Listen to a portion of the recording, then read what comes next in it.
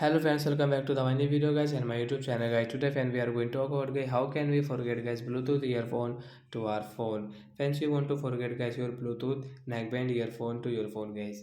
Friends you have connected guys any neckband earphone with your phone and guys now you want to forget this neckband earphone to your phone. So how can you forget?